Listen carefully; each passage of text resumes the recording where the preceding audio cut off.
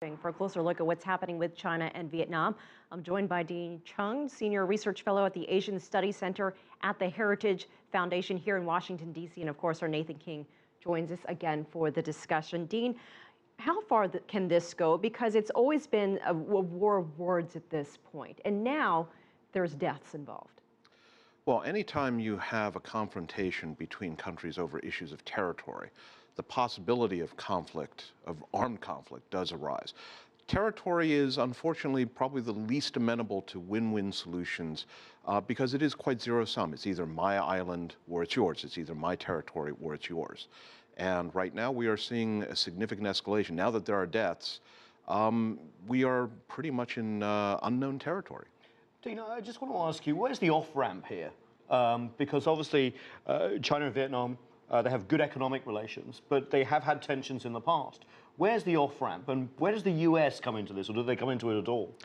Well, it's important to recognize that the United States has no dog in this fight. There's no American territorial claim, so the U.S. can certainly offer its good offices to help negotiate an off-ramp, but it has no direct dealing. The least likely but most important possible off-ramp would be for everyone to withdraw back to their own corners. But China has placed an oil rig out there. That's a lot of money. That's a very expensive piece of equipment. It's not something you just move at the whim of the moment. So the question is really, can both sides disengage from each other to tone down relations? Normally these crises just happen one at a time, but we're also seeing, for example, the Philippines releasing photos of what they say is China reclaiming land on a reef that's disputed, although China says it's sovereign territory. Vietnam also has a claim on this reef as well, to make it even more complicated. You know, what happens next in terms of this whole management of South China Sea disputes? We've seen ASEAN have a go. We've seen the US try and internationalize it. China has been adamant, saying this is blue soil, this is national sovereignty. The 9-dash line has been there for a long time.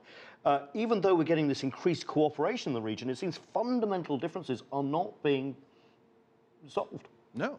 And this goes to the fundamental reality that there are excellent economic ties among all of these various players.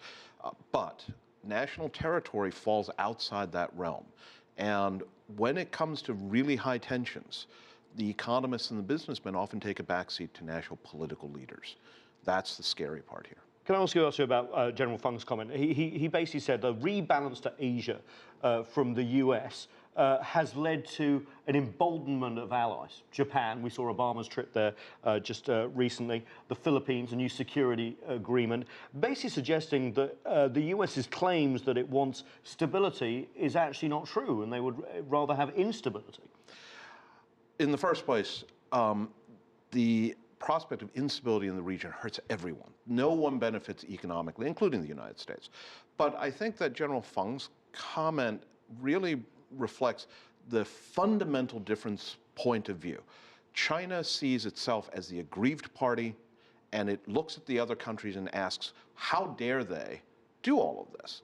And Beijing's default answer, which General Feng laid out, is that they would only do it because of the United States. This is fundamentally at odds with how the U.S. sees itself, and I suspect with how many of these smaller countries also see the situation, because I don't think they're doing it because of the United States. I think they're doing it because they have an equally adamant view that these rocky outcroppings or this water is Vietnamese or Filipino or not Chinese. Dean, China and Russia are scheduled to hold joint maritime exercises in just a few weeks. What impact will that have on what's happening in the region?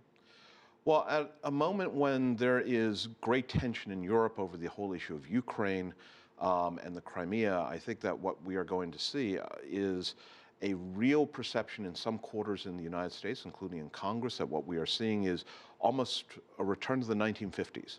Sino-Russian cooperation on security issues against the United States. I personally disagree with that assessment. I don't think that's what we are seeing, but I think that you will hear that increasingly from some parts of the U.S. All right, Dean Cheng from the Heritage Foundation, Nathan King, as always, we appreciate both of your insights.